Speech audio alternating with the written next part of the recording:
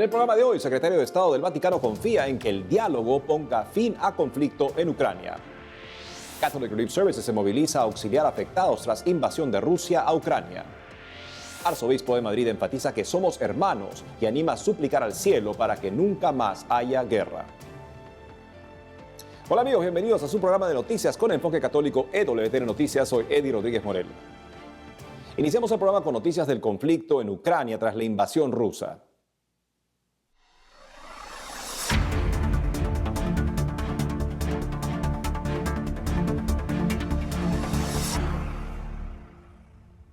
En primer lugar, les contamos que el secretario de Estado del Vaticano, cardenal Pietro Parolin, expresó su confianza en que el diálogo ponga fin al conflicto entre Ucrania y Rusia, pues indicó que nunca es muy tarde.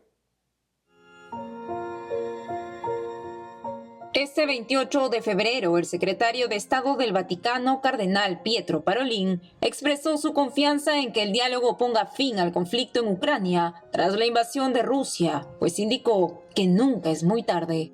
Así lo dijo en una entrevista publicada conjuntamente por algunos periódicos italianos, en los que también señaló que aún hay tiempo para la buena voluntad y espacio para las negociaciones. Al respecto, el purpurado subrayó que la única forma razonable y constructiva de arreglar las diferencias es el diálogo, como el Papa nunca se cansa de repetir, afirmó. Asimismo mencionó que la Santa Sede, que en años recientes ha seguido los eventos en Ucrania constantemente, discretamente y con gran atención, ofreciendo su voluntad de facilitar el diálogo con Rusia, siempre está lista para ayudar a las partes a reanudar ese camino.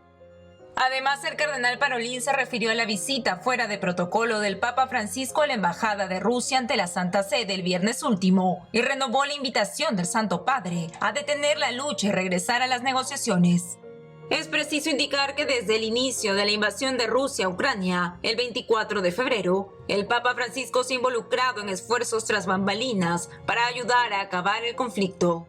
Cabe señalar que en la entrevista de este 28 de febrero, el cardenal Parolin también expresó temor ante la posibilidad de un conflicto europeo más amplio, pero no excluyó la posibilidad de que suceda. Por otro lado, destacó que las diferentes comuniones cristianas también pueden tener un rol vital para lograr la paz.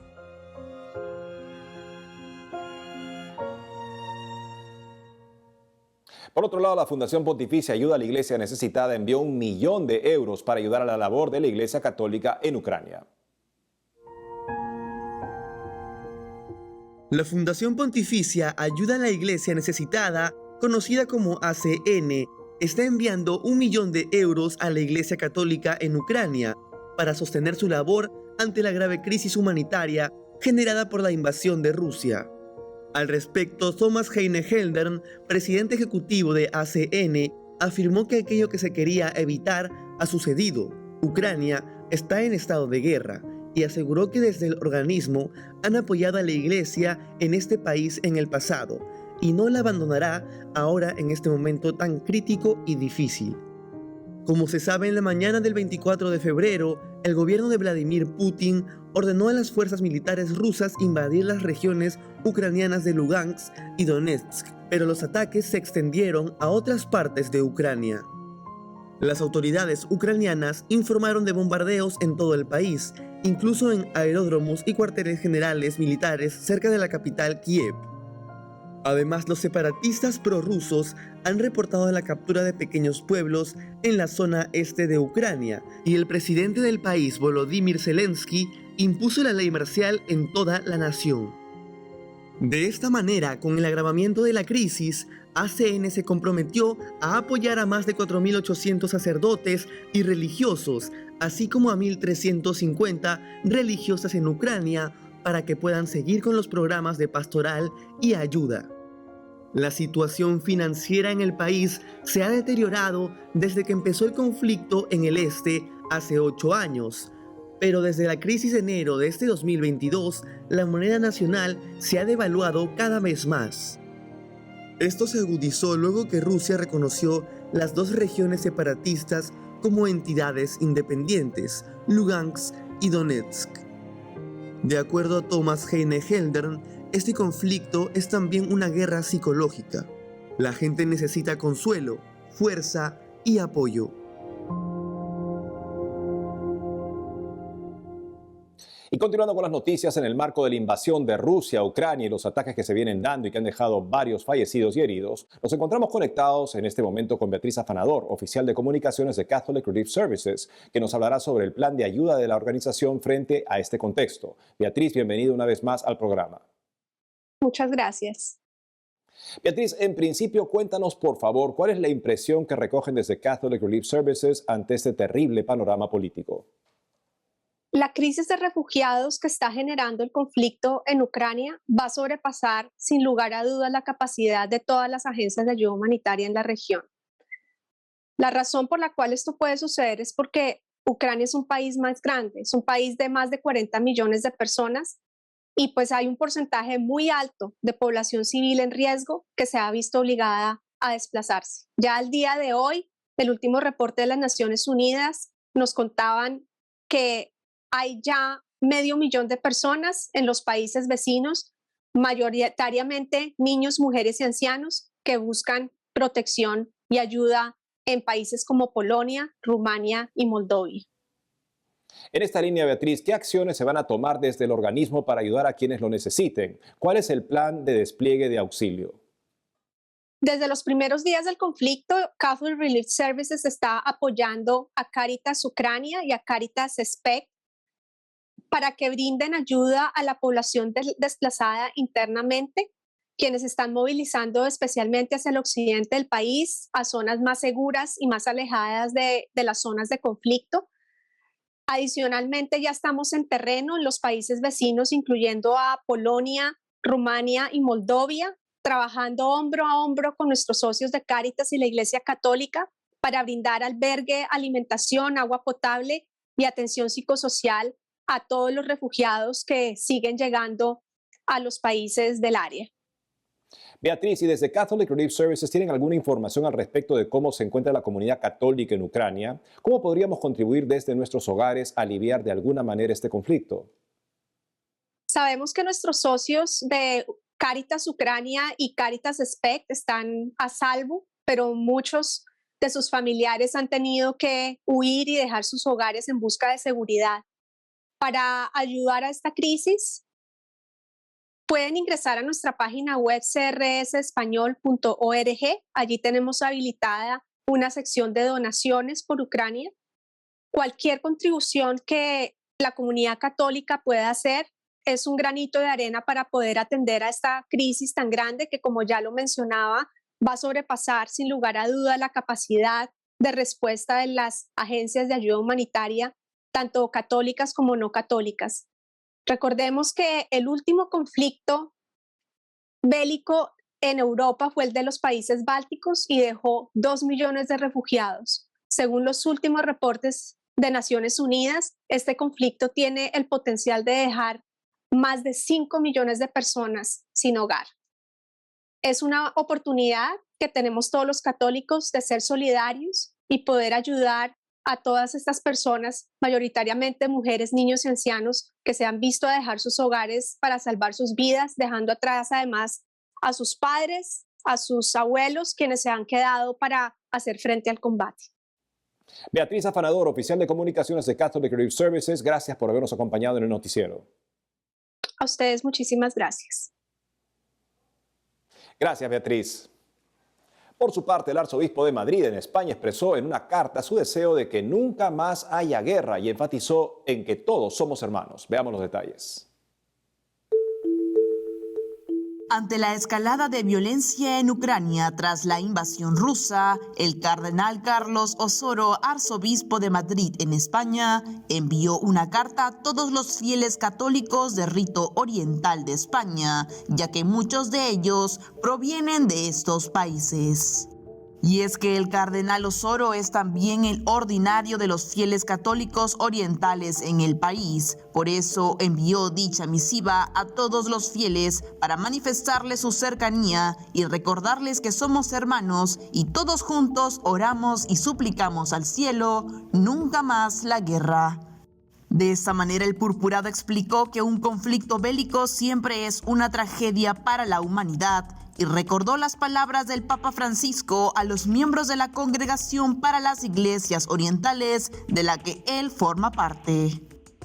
Estamos apegados a las guerras y esto es trágico. La humanidad que se jacta en avanzar en la ciencia, en el pensamiento, en tantas cosas bellas, retrocede en tejer la paz. Es campeón en la guerra y esto nos avergüenza a todos. Debemos orar y pedir perdón por esta actitud.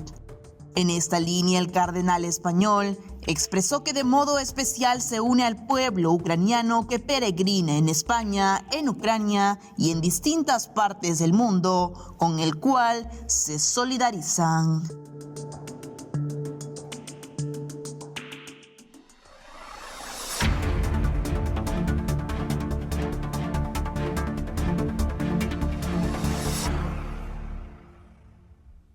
En otros ámbitos, el Papa Francisco recibió a los líderes de las iglesias cristianas en Irak y propuso lo que considera el mejor antídoto contra el peligro del extremismo.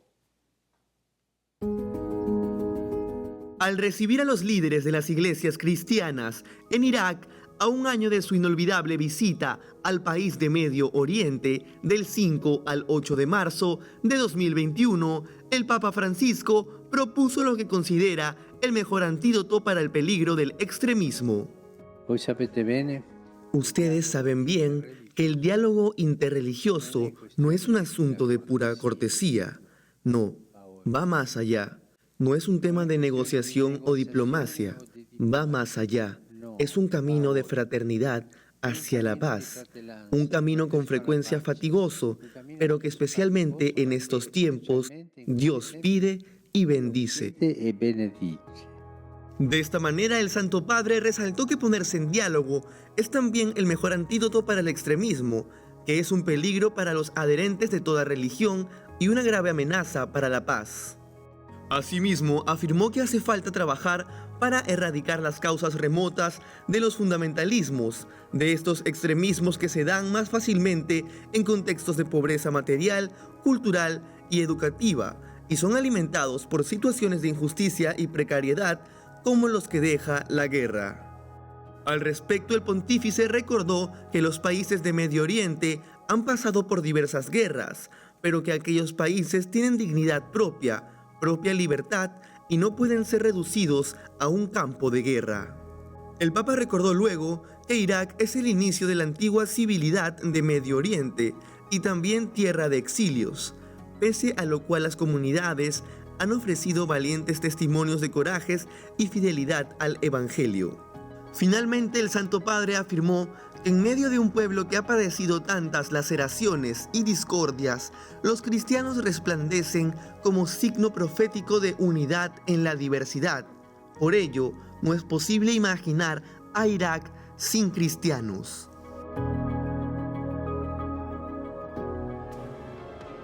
Amigos, tenemos que hacer una pausa, pero al volver, este miércoles de ceniza inician las campañas de 40 días por la vida en Centroamérica y el resto del mundo. Además, obispos de Cuba critican Código de Familias y afirman que está impregnado de ideología de género. Ya retornamos con más noticias con Enfoque Católico.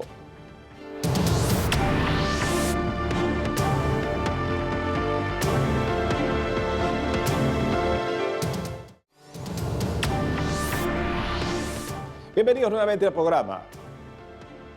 Y nos enlazamos de inmediato con nuestra corresponsal en El Salvador, Sara Larín, quien nos tiene información de la Iglesia en Centroamérica y del inicio de las campañas de 40 días por la vida. Adelante, Sara. Hola amigos, los saludo desde la ciudad de San Salvador. Para iniciar con el reportaje de la información, les comento que los obispos de República Dominicana emitieron un comunicado para promover soluciones ante los diferentes problemas sociopolíticos que está atravesando actualmente el país. El pasado 27 de febrero, la Conferencia del Episcopado Dominicano emitió un comunicado con motivo del 178 aniversario de la independencia de República Dominicana. El mensaje fue dirigido hacia las autoridades nacionales, invitándolas a continuar trabajando para lograr una política clara sobre la inmigración que respete los derechos humanos y la dignidad de las personas.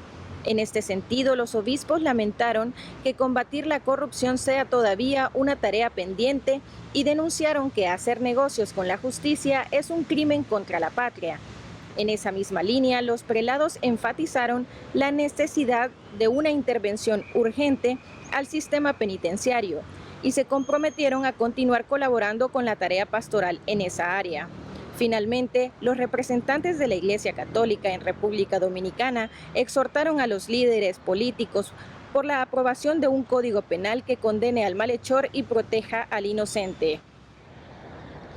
En otras noticias, les comento que en Guatemala 45 organizaciones de la sociedad civil firmaron un pronunciamiento en contra de la reciente aprobación del aborto hasta el 6º mes en Colombia.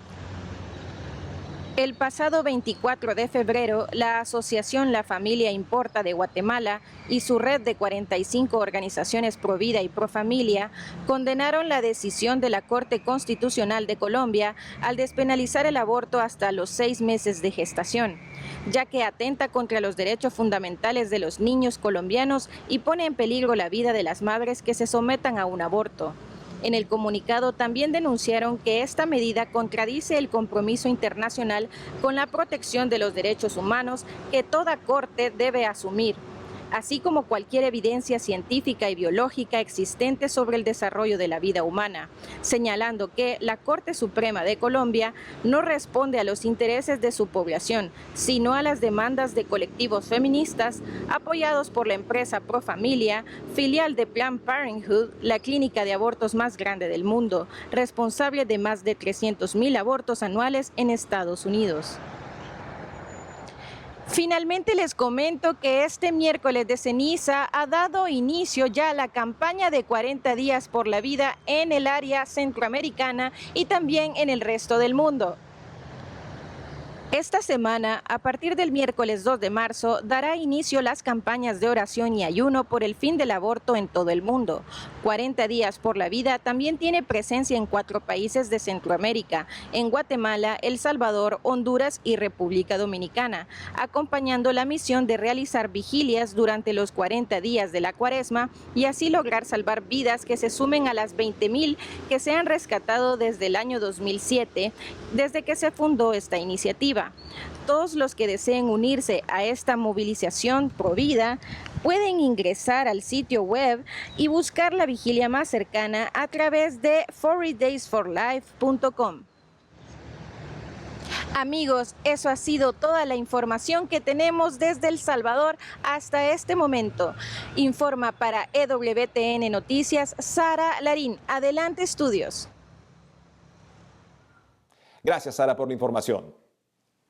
En otros ámbitos les comentamos que el Comité Permanente de la Conferencia de Obispos Católicos en Cuba criticó algunos aspectos del proyecto del Código de las Familias que deberá ser votado en un referéndum este año, pues consideran que está permeado de ideología de género. Recientemente, por medio de un comunicado, el Comité Permanente de la Conferencia de Obispos Católicos en Cuba criticó algunos aspectos del proyecto del Código de las Familias que deberá ser votado en un referéndum este año, ya que consideran que está permeado de ideología de género. Asimismo, afirmaron que una mirada atenta a la historia demuestra que cuando el hombre rompe las leyes de la naturaleza, el final no es feliz para él. Como se recuerda, a fines de diciembre del 2021, la Asamblea Nacional del Poder Popular de Cuba aprobó el Código de las Familias. Al respecto, diversas organizaciones, entre ellas miembros de la Iglesia Católica en Cuba, se han pronunciado en contra de su contenido, pues introduciría el matrimonio homosexual, la adopción de parejas gay, los vientres de alquiler, la inseminación artificial con donantes de esperma anónimos y además afectaría el derecho de los padres a decidir sobre la educación de sus hijos. La consulta popular sobre el proyecto de Código de Familias se inició el 1 de febrero y culminará el 30 de abril del 2022. Luego, el Parlamento deberá fijar la fecha para que se vote el proyecto en un referéndum. A todo esto, el episcopado cubano advirtió que la aceptación tácita de la ideología de género en algo tan importante como un código que regula la vida familiar abriría el espacio para que en otros ámbitos, como en la escuela, se adoctrine a los hijos sin el consentimiento de los padres en ideas y posturas que se contraponen a aquellas que los padres de familia en conciencia son las que quieren que asimilen sus hijos. En ese sentido, dijo que quizá para el referéndum previsto sería bueno que se sometieran a aprobación popular los artículos o capítulos por separado y no el conjunto del proyecto como totalidad. Continuando con la información, les contamos que hace poco el padre Juan Antonio Moya Sánchez, canónigo de la Catedral de la Encarnación de Almería, en España, y doctor en psicología, publicó su artículo titulado Frente al suicidio, Dios, en el cual hizo una profunda reflexión sobre este drama del suicidio y al que calificó como una grave alteración interna de la persona. Por ello, para hablar sobre este delicado tema, estamos conectados con el mismo padre Juan Antonio Moya Sánchez. Padre Juan, bienvenido a EWTN Noticias. Muchísimas gracias. Una alegría estar con ustedes. Padre, para empezar, ¿desde qué perspectiva cristiana podemos mirar y comprender el tema del suicidio? ¿Podría explicarnos por qué se habla de una grave alteración interna de la persona? Lo primero que hay que decir es que efectivamente nosotros somos administradores de una vida que hemos recibido como don. El dueño de la vida es el Creador. El dueño de la vida es Dios. Y Él nos ha creado además para la eternidad, de tal manera que nosotros no podemos poner fin a nuestra vida decidiendo que no merece la pena ser vivida cuando es Dios mismo el que ha querido regalarnos la vida. A partir de ahí podemos entender perfectamente que estamos hablando de una alteración grave de la personalidad. ¿Por qué? Porque tiene que haber una distorsión del pensamiento muy severa para que la persona pueda llegar a esa conclusión. Piensen que el instinto de supervivencia es el más básico y primario que tenemos los seres humanos, y actuar contra ese instinto no es propio de la naturaleza, no es propio de la persona. Tiene que haber una alteración, una anomalía muy grande para que se pueda dar ese paso. Padre Juan, en su artículo usted habla sobre la escala de desesperanza. ¿Podría comentarnos a qué se refiere esto y cuál ha sido el panorama del suicidio en los últimos años, también en el marco de la pandemia?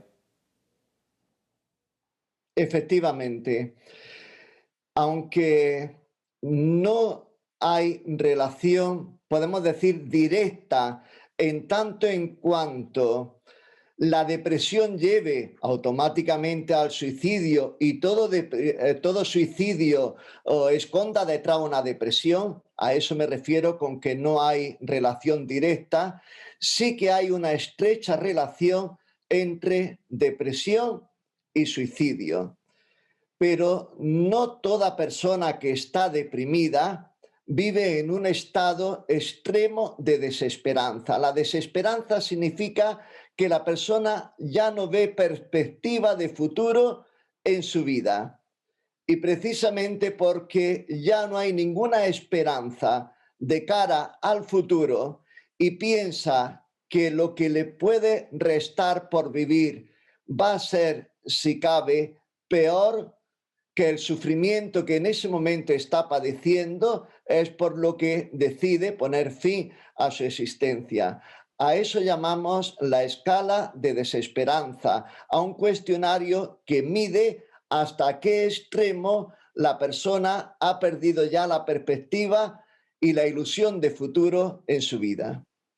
La relación que me decía con la pandemia es clara. El ser humano necesita lo que en psicología llamamos reforzadores. Reforzadores son aquellos factores que hacen la vida más grata. Y uno de los principales reforzadores son las relaciones humanas. La pandemia ha atentado gravemente contra estas relaciones humanas, hasta el extremo de que incluso nos hemos visto en ocasiones confinados y algunas personas en la más absoluta soledad. Esta carencia, este déficit, esta ausencia de relaciones humanas es el caldo de cultivo para la depresión y para la desesperanza. En ese sentido, padre, ¿podría explicarnos cómo juega un rol importante la religión en la prevención del suicidio? Está demostrado, incluso desde el punto de vista estadístico, que las personas creyentes recurren al suicidio en menor medida que los no creyentes, incluso en las distintas religiones, sea musulmanes, judíos, cristianos, encuentran un freno para el suicidio en la fe. Y lo encuentran primero porque son capaces de darle sentido a su vida y sentido también al dolor y al sufrimiento. Y encontrar sentido a las circunstancias difíciles que podemos estar viviendo es uno de los mejores elementos disuasorios para cometer ese grave error de atentar contra la vida. Padre Juan Antonio Moya Sánchez, canónigo de la Catedral de la Encarnación de Almería, en España, y doctor en psicología. Gracias por habernos acompañado hoy en EWTN Noticias para tratar sobre este importante tema. Muchísimas gracias a ustedes. Gracias, padre. Y es todo por hoy, amigos. Gracias a ustedes por haber estado con nosotros. Nos despedimos, no sin antes hacer votos de un buen inicio de la Santa Cuaresma el día de mañana en el miércoles de ceniza. No dejen de seguirnos en las redes sociales y de lunes a viernes también a las 12 del mediodía, hora de Miami, por Radio Católica Mundial en su programa Más que Noticias. Hasta entonces.